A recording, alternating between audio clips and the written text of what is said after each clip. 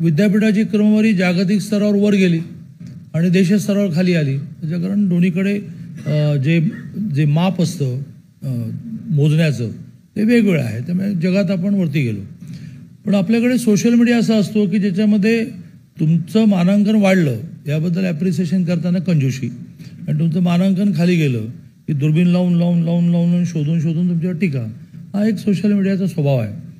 पण निंदकाची घरं असावे शेजारी. आपल्यालाही कळतं की काय आपलं कमी आहे.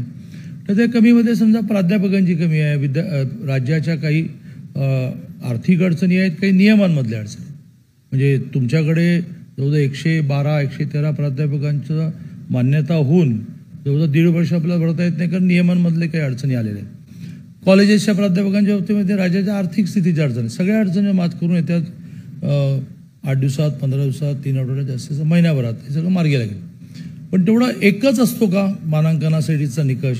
20 आहेत. मी या निमित्ताने कुलगुरू प्रकुलगुरू मी आणि खूप त्याच्यावरचा एक्झरसाईज केला, कारण मुख्यमंत्री पण चिंतेत पडले होते आणि त्यांना त्याचं रिपोर्टिंग होतं. तर त्याच्यामध्ये एक कॉलम आहे तो परसेप्शन असा.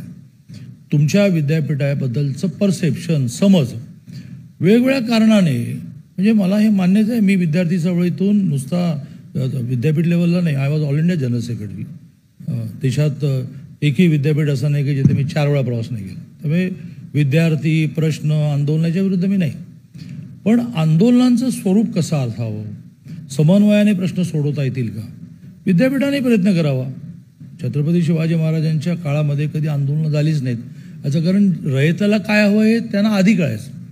आणि त्यामुळे शिवाजी महाराजांच्या काळामध्ये ना उपोषणाला बसले होते 1 जण 142, असं कधी झालं नाही. त्यामुळे रयतेच्या मनातला कळणारा राजा तो होता. आणि छत्रपती शिवाजी महाराजांना जसं रयतेच्या मनातलं कळत होतं तसं